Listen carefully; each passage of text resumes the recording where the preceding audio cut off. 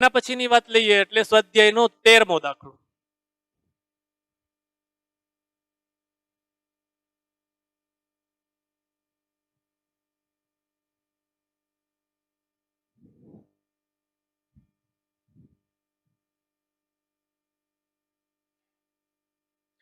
રેડિયોન્યુક્લિયાઇડ carbon કે જેનો પરમાણુ ક્રમાંક 6 છે, પરમાણુ દળાંક 11 છે,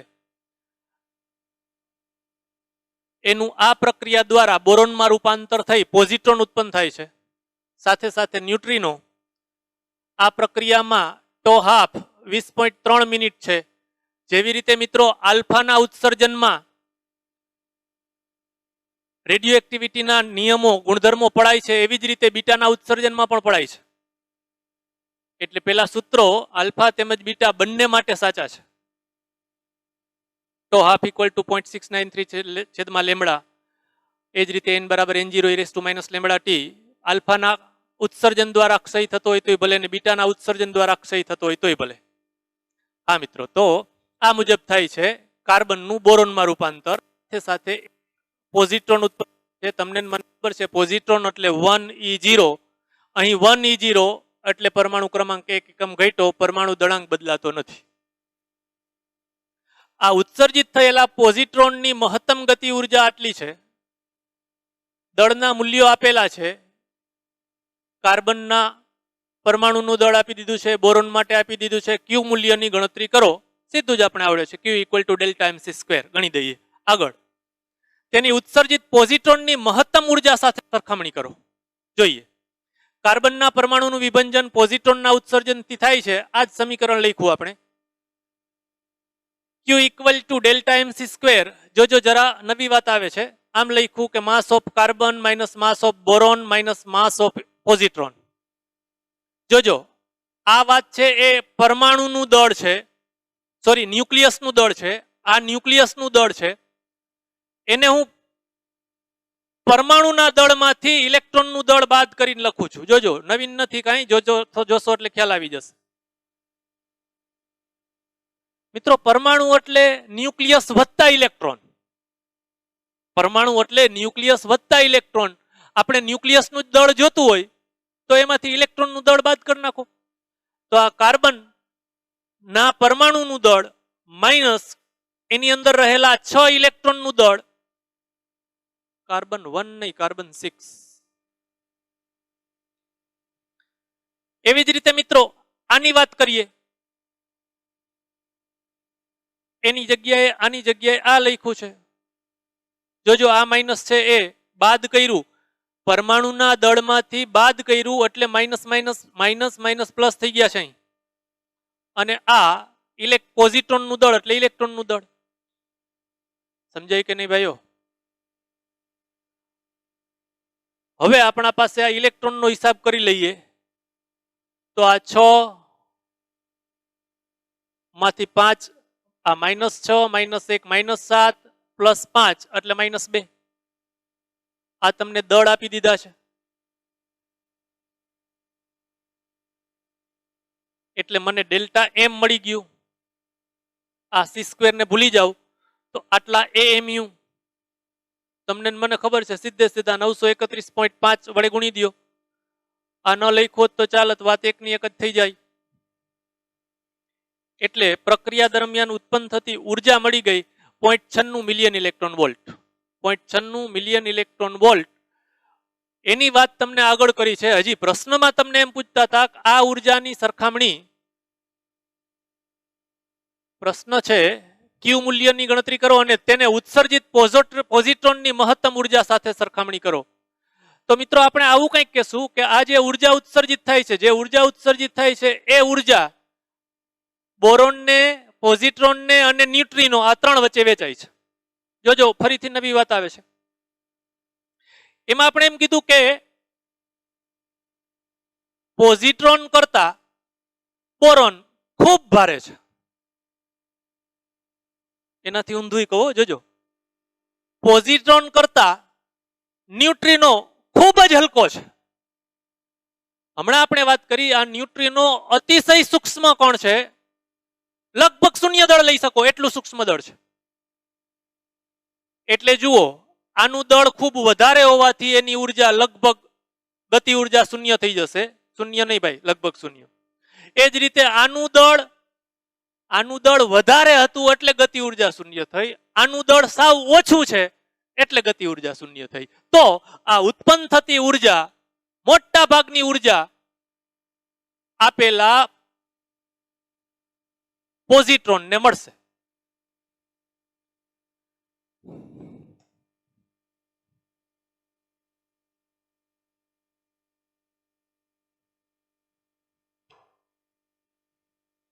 બોરોન ને મળતી કુલ ઉર્જા બરાબર બોરોન ને મળતી ઉર્જા વત્તા પ્રોટોન ને મળતી ઉર્જા વત્તા ન્યુટ્રિનો ને મળતી ઉર્જા.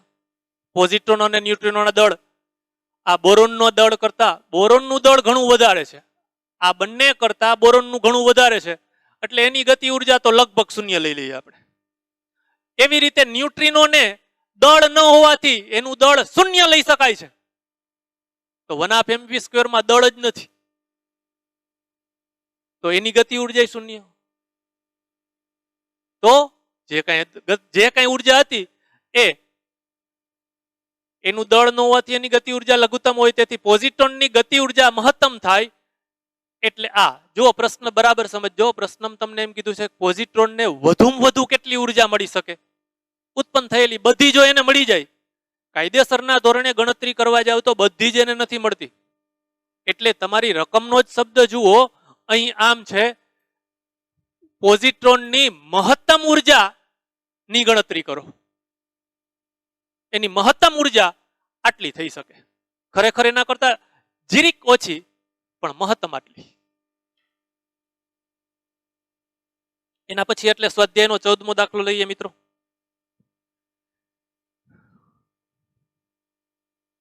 નાઇટ્રોજન કે જેનો પરમાણુ ક્રમાંક 10, પરમાણુ દળાંક 23, એવા ન્યુક્લિયસ બીટાના ઉત્સર્જન દ્વારા ક્ષય પામે છે. નાઇટ્રોજન નહીં મિત્રો, નિયોન છે, અહીં બાય મિસ્ટેક એન લખાઈ ગયું છે, એની નિયોન.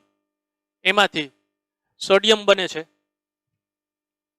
બીટા માઇનસનું ઉત્સર્જન થયું છે એટલે પરમાણુ ક્રમાંક 1 એકમ વધ્યો, પરમાણુ દળાંક એમને એમ છે.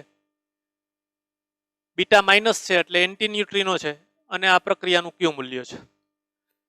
સમીકરણ લખો અને ઉત્સર્જન પામેલા ઇલેક્ટ્રોનની મહત્તમ ગતિ ઉર્જા શોધો. હમણાં આપણે પોઝિટ્રોનની ગણી એવી જ રીતે ઇલેક્ટ્રોનની ગણશું. જોજો મિત્રો થોડો તફાવત છે ઇલેક્ટ્રોનના અને પોઝિટ્રોનના ઉત્સર્જનમાં. ન્યુટ્રોનોના સ્થિર દળને અવગણતા ઇલેક્ટ્રોનની મહત્તમ ગતિ ઉર્જા સીધું કહી દીધું. જુઓ પ્રક્રિયામાં જે ઉર્જા ઉત્સર્જિત થશે એ જ એની મહત્તમ ઉર્જા બનશે. Q = Δ_mc². ડેલ્ટા એમ એટલે આ ન્યુક્લિયસનું દળ માઇનસ આ ન્યુક્લિયસનું દળ માઇનસ આનું દળ.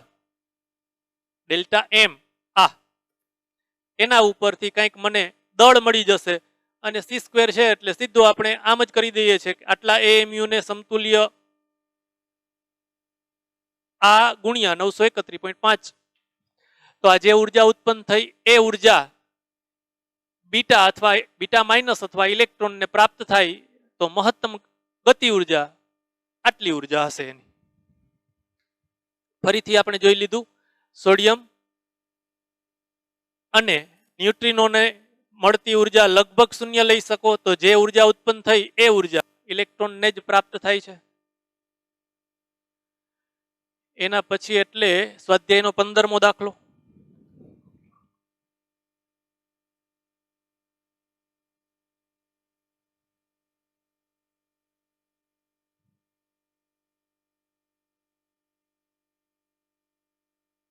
ન્યુક્લિયર પ્રક્રિયા A+B=C+D નું ક્યુ મૂલ્ય મને તમને ખબર છે મિત્રો, આપણે આ રીતે અહીં A ને A એવું કંઈક લખ્યું હતું, B ને B, A+A એમ લખતા હતા. તો શું થાય મિત્રો, આનું દળ પ્રક્રિયકનું દળ માઇનસ નિપજનું દળ એટલે એ થયું ડેલ્ટા એમ. આ એને જે કીધું એ આપણે ખબર જ છે. આના વડે વ્યાખ્યાયિત થાય છે જ્યાં દળો અનુરૂપ ન્યુક્લિયસના છે. આપેલ વિગતો પરથી નીચેની પ્રક્રિયાઓનું ક્યુ મૂલ્ય શોધો અને જણાવો કે પ્રક્રિયાઓ ઉષ્માક્ષેપક છે કે ઉષ્મા શોષક. મિત્રો હું ફટાફટ કહીશ, બહુ ગણવાની જરૂર નથી. એક આપણે વ્યવસ્થિત કાયદેસર જોઈ લઈએ, બાકીની પ્રક્રિયાઓ તમને સમજાઈ જ જશે. આટલું જ જોવાનું છે મિત્રો. આપેલ પ્રક્રિયામાં ક્યુ મૂલ્ય ગણો. જો ક્યુ મૂલ્ય ધન મળે તો પ્રક્રિયા એકલી થશે અને ઉર્જા ઉત્સર્જિત થશે, એટલે ઉષ્માક્ષેપક. અને જો આ ક્યુ મૂલ્ય ઋણ મળે તો એ પ્રક્રિયા સ્વતઃ નહીં થાય, કરવી પડશે, ઉર્જા આપવી પડશે, એટલે ઉષ્મા શોષક. કેવી રીતે ગણવાનું એ તમને રકમમાં જ કહી દીધું છે યાર. Mass of this plus mass of નહીં, mass of this plus mass of this minus mass of this minus mass of this બરાબર ડેલ્ટા એમ. આ ડેલ્ટા એમ. પતી ગયું મિત્રો. બધા દળ તમને આપ્યા છે, રકમમાં આપેલા છે. આ બધા દળ એના ઉપરથી ડેલ્ટા એમ ગણ્યા. આ delta M into C square આમ જાવ તો ભલે, અને સીધે સીધું ડેલ્ટા એમ ને 931.5 વડે ગુણી દો. પણ આ નિપજના દળ કરતા પ્રક્રિયકનું દળ વધ્યું છે એટલે ઉર્જા ઋણ મળી. ઉર્જા ઋણ મળી એટલે પ્રક્રિયા ઉષ્મા શોષક છે. એ જ રીતે અન્ય પ્રક્રિયા, બીજી પ્રક્રિયામાં તમે જોઈ શકશો, ક્યુ મૂલ્ય ધન મળે છે એટલે ઉષ્મા ક્ષેપક છે. એના પછી એટલે 16મો દાખલો લઈએ.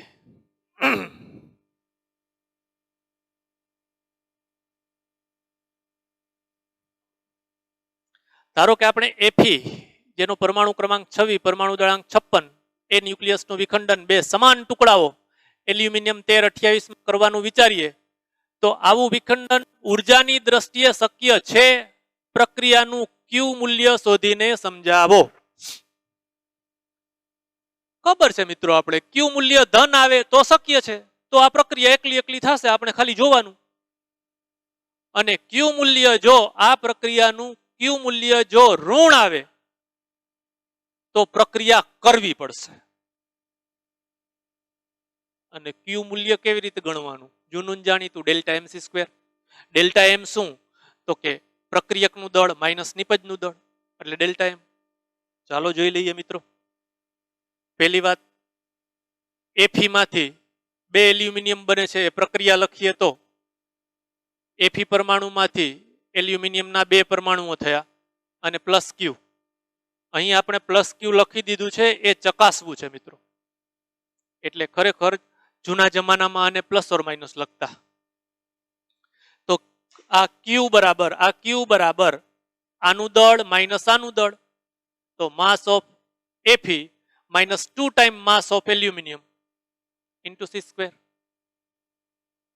તો મિત્રો આ દળ આપેલા છે, આ એલ્યુમિનિયમનું દળ આપેલું છે. 2 હતા એટલે અહીં 2 એલ્યુમિનિયમના પરમાણુઓ છે, એટલે આ બગડો લીધો છે. તો આ દળ મળ્યું મને ઋણ મિત્રો. દળ એએમયુ માં મળ્યો, સીધો 931.5 વડે ગુણી દીધા, એટલે કુલ ઉર્જા મળી ઋણ. આ ક્યુ મૂલ્ય ઋણ છે, એનો અર્થ એમ કે આ ઉર્જાની દ્રષ્ટિએ આ વાત શક્ય નથી. આ પ્રક્રિયા ઉષ્મા શોષક થઈ એટલે શક્ય નથી. હવે પછી આપણે સમજવું છે મિત્રો, આ ન્યુક્લિયર ઉર્જા શું છે તે. અગાઉ જે આપણે પરમાણુ ન્યુક્લિયોન દીઠ બંધન ઉર્જા વિરુદ્ધ પરમાણુ દળાંકનો આલેખ જોયો,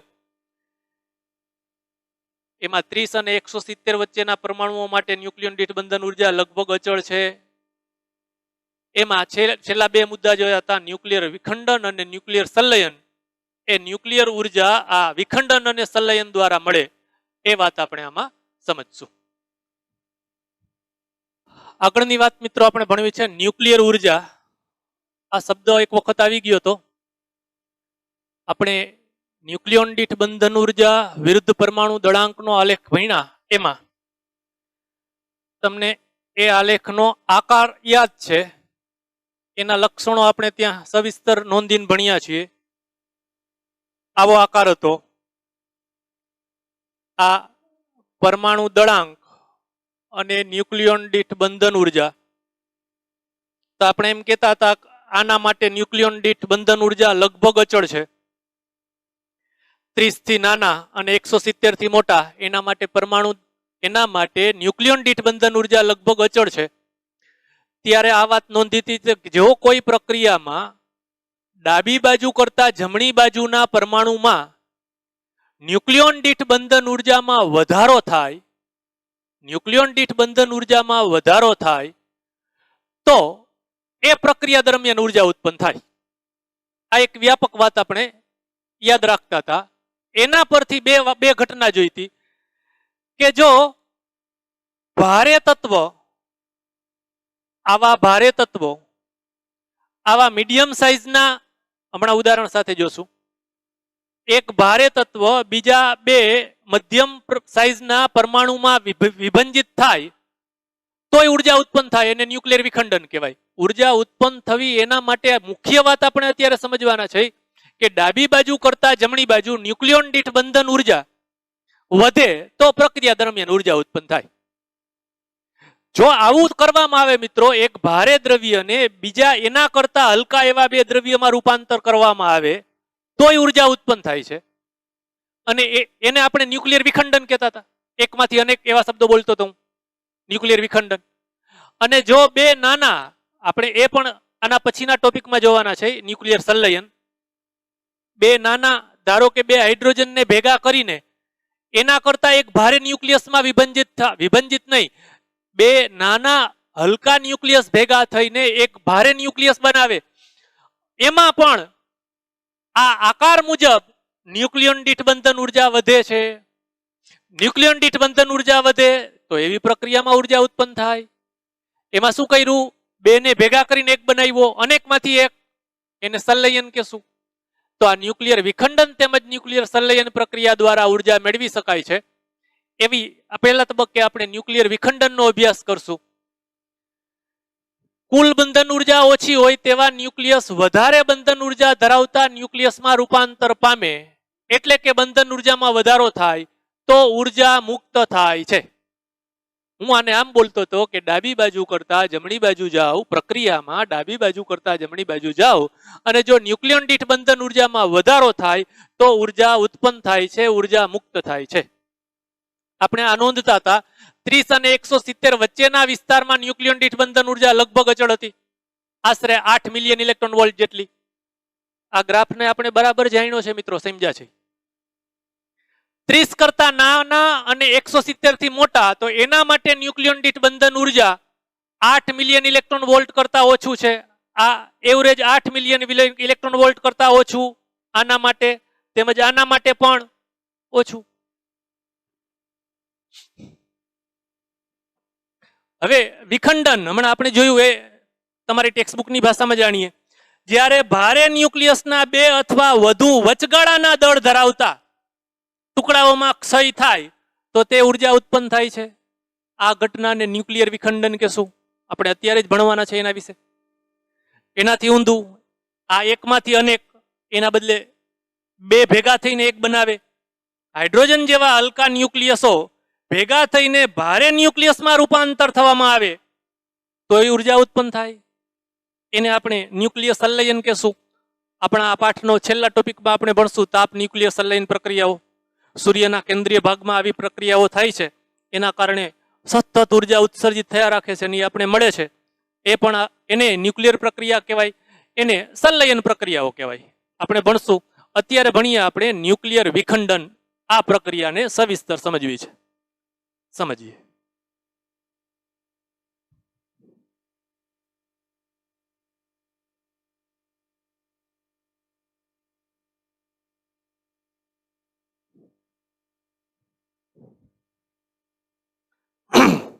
વિખંડન શબ્દમાંથી જ એક વાત આપણે જોઈ લઈએ કે એકમાંથી અનેક બનવાના છે.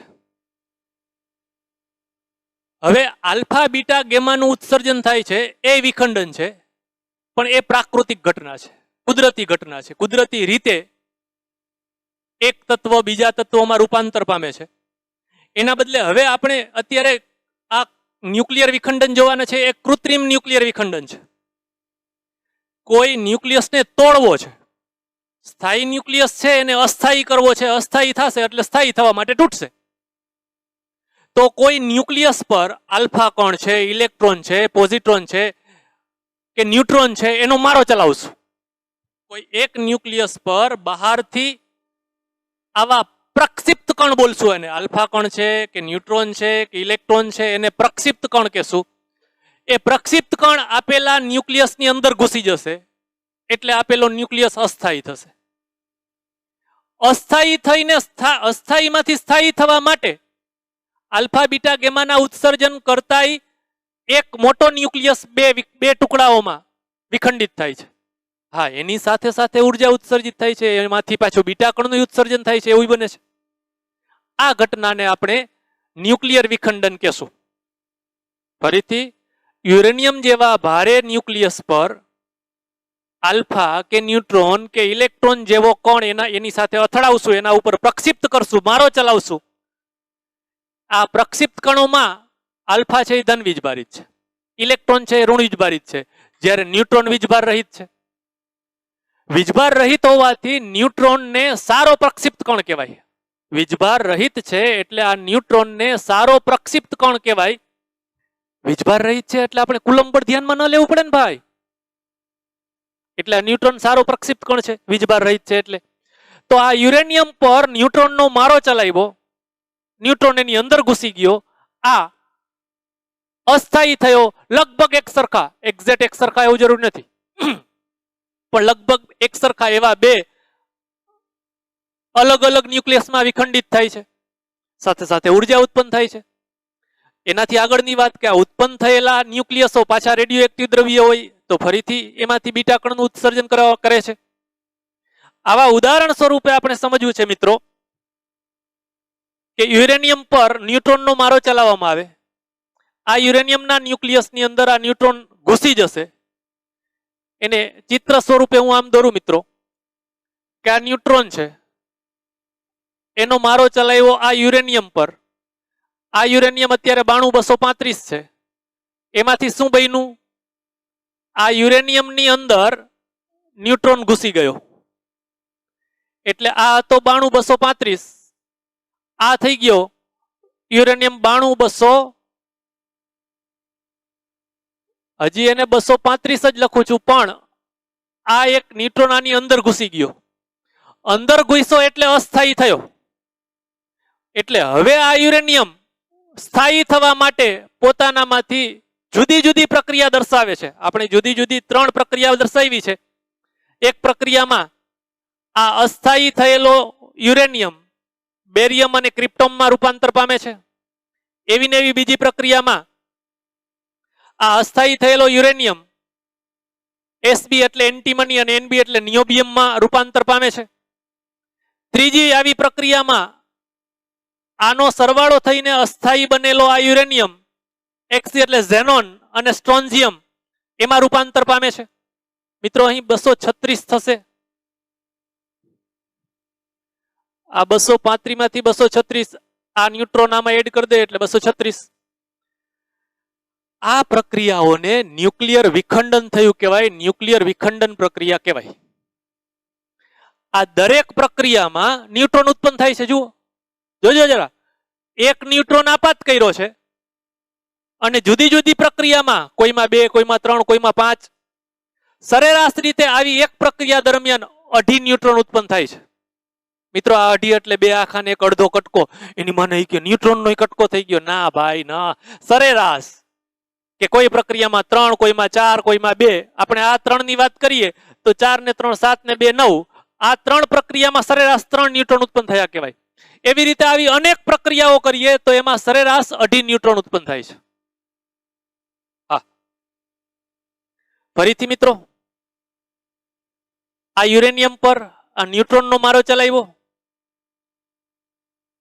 આવું થવાથી આ ન્યુટ્રોન અસ્થાયી થયો. સ્થાયી થવા માટે બેરિયમ અને ક્રિપ્ટોનમાં રૂપાંતરિત થયો. સાથે સાથે 3 ન્યુટ્રોન ઉત્પન્ન થયા. મિત્રો આ પ્રક્રિયા દરમિયાન ઉર્જા તો ઉત્પન્ન થશે. જો આપણે ગણશું, ઉર્જા ગણશું, એ ઉર્જા ઉત્પન્ન થશે. એ ઉર્જા, જાજા ભાગની ઉર્જા આ ન્યુટ્રોનને ગતિ ઉર્જા સ્વરૂપે મળશે. ન્યુટ્રોન કરતા આ બંને ખૂબ ભારે દળ છે, ભારે દ્રવ્ય છે, એટલે એને ઓછી ગતિ ઉર્જા મળશે. હવે તમે પાકી વાત જાણો છો, આ ગણિત પાકું જાણો છો. એટલે આ ઉપરાંત હજી આના પ્રક્રિયા આગળ વધીને આમાંનો આ રેડિયોએક્ટિવ, જો આ રેડિયોએક્ટિવ દ્રવ્ય હોય અને આ પણ સ્થાયી ન હોય તો પોતાનામાંથી આલ્ફા અથવા બીટા અથવા ગેમાનું ઉત્સર્જન કરે છે. જાણીએ આપણે આ વાત ફરીથી એક વખત તમારી ભાષામાં જોઈ લઈએ.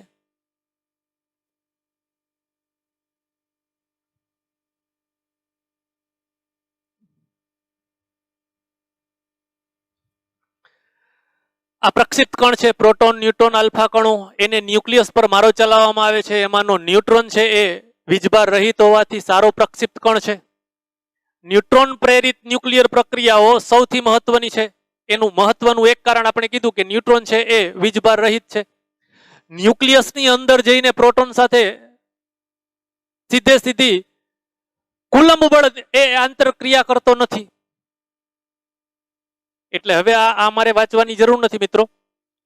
અહીં નિપજ ટુકડાઓ, આ પ્રક્રિયાના આ નિપજ ટુકડા કહેવાય, આ પ્રક્રિયામાં આ નિપજ ટુકડા કહેવાય, આ પ્રક્રિયાના આ નિપજ ટુકડા છે. તો આ નિપજ ટુકડાઓ રેડિયોએક્ટિવ ન્યુક્લિયસ છે, જે ક્રમશઃ બીટા કણોના ઉત્સર્જનથી સ્થાયી ન્યુક્લિયસમાં ફેરવાય છે. હજી આ સ્થાયી નથી. સ્થાયી થવા માટે પોતાનામાંથી બીટા કણનું ઉત્સર્જન કરે છે.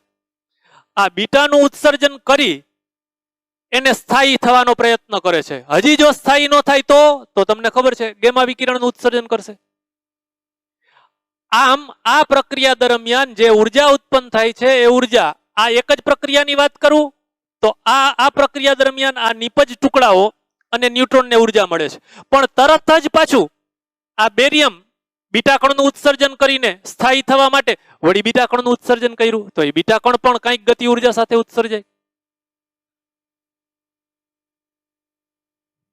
આવી પ્રક્રિયાઓમાં આશરે ન્યુક્લિયસ દીઠ, એક ન્યુક્લિયસ દીઠ 200 મિલિયન ઇલેક્ટ્રોન વોલ્ટ ઉર્જા ઉત્પન્ન થાય છે મિત્રો. એક ન્યુક્લિયસમાંથી તમને ખબર છે આપણા પાસે 1 મોલ યુરેનિયમ હોય, 1 મોલ યુરેનિયમ એટલે બહુ જાજુ ન કહેવાય, પણ 1 મોલ યુરેનિયમ હોય તોય એની અંદર કેટલા ન્યુક્લિયસ હોય તમને ખબર છે? 6.023 into 10⁻23 એટલા ન્યુક્લિયસ છે. એ દરેક એક ન્યુક્લિયસના વિખંડનથી આટલી ઉર્જા મળે છે, 200 મિલિયન ઇલેક્ટ્રોન વોલ્ટ. તો 1 મોલમાંથી કેટલી ઉર્જા ઉત્પન્ન થઈ? ઢગલો થઈ જાય, ઢગલો. એક ઉદાહરણ લઈએ આપણે, જુઓ, ગણીએ, ઉર્જા ગણીએ.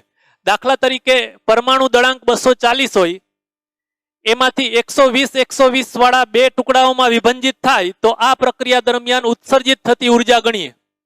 હમણાં આપણે જે વાત કરી કે ડાબી બાજુ કરતા જમણી બાજુ ન્યુક્લિયોન દીઠ બંધન ઉર્જા વધતી હોય તો ઉર્જા ઉત્પન્ન થાય, આ ઉર્જા આપણે ગણવી છે. પરમાણુ દળાંક એ માટે પરમાણુ દળાંક ડાબી બાજુના પરમાણુ દળાંક 240 ને અનુરૂપ ન્યુક્લિયન દીઠ બંધન ઉર્જા 7.6 એ ઓલા આપણા ગ્રાફમાંથી મળે છે. આપણે અત્યારે એમ કહીએ છીએ કે 240 પરમાણુ દળાંકમાંથી 120 પરમાણુ દળાંક વાળા બે ટુકડા થાય છે. તો ડાબી બાજુ એટલે 240 પરમાણુ દળાંક, એના માટે ન્યુક્લિયન દીઠ બંધન ઉર્જા 7.6 મિલિયન ઇલેક્ટ્રોન વોલ્ટ. જમણી બાજુ એટલે 120 પરમાણુ દળાંક વાળું તત્વ, એના માટે ન્યુક્લિયન દીઠ બંધન ઉર્જા 8.5. પાક્કી ખબર પડે છે કે વધારો થાય છે. ન્યુક્લિયન દીઠ બંધન ઉર્જામાં વધારો થયો કેટલો? આ માઇનસ આ, તો 0.9 મિલિયન ઇલેક્ટ્રોન વોલ્ટ જેટલો વધારો થયો. 0.9 મિલિયન ઇલેક્ટ્રોન વોલ્ટ જેટલો વધારો થયો એક પરમાણુ દીઠ. તો આપણે એમ કહી શકીએ કે બંધન ઉર્જામાં કુલ વધારો 240 ગુણ્યા 0.9. આપણે એમ કીધું કે 200 મિલિયન ઇલેક્ટ્રોન વોલ્ટના ક્રમની ઉર્જા ઉત્પન્ન થાય છે. આપણી આ પ્રક્રિયામાં 216 મિલિયન ઇલેક્ટ્રોન વોલ્ટ જેટલી ઉર્જા ઉત્પન્ન થઈ. વિખંડનમાં ઉદ્ભવતી આ વિભંજન ઉર્જા ટુકડાઓ અને ન્યુટ્રોનની ગતિ ઉર્જાના રૂપમાં હોય છે. મિત્રો, આ વાત મેં કીધી હતી કે આ જે ઉર્જા ઉત્પન્ન થાય કઈ નળ ન હોય કે નળ ખોઈલો દદેડો થયો, આ કેન ભરી લીધો ને ટાંકો ભરી લીધો ને સંગ્રહ કરી દીધો. ના મિત્રો, એ ઉર્જા જે નિપજ ઉત્પન્ન થાય છે એ નિપજ ટુકડાઓની ગતિ ઉર્જા સ્વરૂપે, એ જ રીતે જે ન્યુટ્રોન જેવા આ પ્રક્રિયામાં કહું તો આ ન્યુટ્રોન છે એની ગતિ ઉર્જા સ્વરૂપે ઉત્સર્જિત થાય. વળી પાછું એમાંથી જો બીટા કણ ઉત્સર્જિત થતું હશે તો એ બીટાની ગતિ ઉર્જા સ્વરૂપે ઉત્સર્જિત થતું હશે. અને આ ઉર્જા, આ ગતિ ઉર્જા પદાર્થની અંદર જ જે તે કણની ગતિ ઉર્જા છે. પદાર્થની અંદર જ ગતિ ઉર્જા છે અને એ ગતિ ઉર્જા પછી પદાર્થની અંદર એની અંદર રહેલા અન્ય ઘટકોને ઉષ્મા ઉર્જા સ્વરૂપે મળશે. એટલે આપેલા પદાર્થનું તાપમાન વધશે, પદાર્થને ઉષ્મા ઉર્જા સ્વરૂપે મળશે એમ કહેવાય. વિખંડનમાં ઉદ્ભવતી આ વિભંજન ઉર્જા ટુકડાઓ અને ન્યુટ્રોનની ગતિ ઉર્જાના રૂપમાં હોય છે. તે સમય જતા આસપાસના દ્રવ્યમાં ઉષ્મા રૂપે મળે છે. આપેલા બીટા કણ આપેલ પદાર્થની અંદરથી બહાર નથી વહી જતો, એની ગતિ ઉર્જા શૂન્ય થઈ જાય છે. ક્યાં ગઈ? એની અંદર રહેલા અન્ય ઘટક કણોને ઉષ્મા ઉર્જા સ્વરૂપે મળશે. એટલે પદાર્થનું તાપમાન વધશે. ન્યુક્લિયર રિએક્ટર અને ન્યુક્લિયર વિખંડનમાં આવી ન્યુક્લિયર વિખંડન પ્રક્રિયાથી ઉર્જા ઉત્પન્ન થાય છે. આપણે હવે ભણવાના છે આવી ન્યુક્લિયર વિખંડન પ્રક્રિયા એને કેમ સફળ બનાવી શકાય, એમાંથી પુષ્કળ પ્રમાણમાં ઉર્જા કેવી રીતે મેળવી શકાય. આ ન્યુક્લિયર વિખંડનના સિદ્ધાંતથી જ ન્યુક્લિયર રિએક્ટર એટલે કે પરમાણુ ભઠ્ઠી બનાવવામાં આવે છે અને આ જ સિદ્ધાંતથી ન્યુક્લિયર બોમ્બ બનાવવામાં આવે છે. એટલે હવે આપણે જે આ વાત એક પ્રક્રિયા સ્વરૂપે જોવો છે, ઉપયોગ કરવો છે, એ ન્યુક્લિયર રિએક્ટર અને ન્યુક્લિયર બોમ્બ એની રચના જોવી છે. એની રચના કઈ રીતે એમાં પુષ્કળ પ્રમાણમાં ઉર્જા ઉત્પન્ન થતી હોય, આ પુષ્કળ પ્રમાણમાં ઉર્જા મેળવવામાં અનેક મુશ્કેલીઓ છે. આ અનેક મુશ્કેલીઓ જોશું અને મુશ્કેલીઓનું નિવારણ શું છે એ જોશું આપણે. એમ કરીને પરમાણુ ભઠ્ઠી બનાવશું. હાલો બનાવી નાખીએ.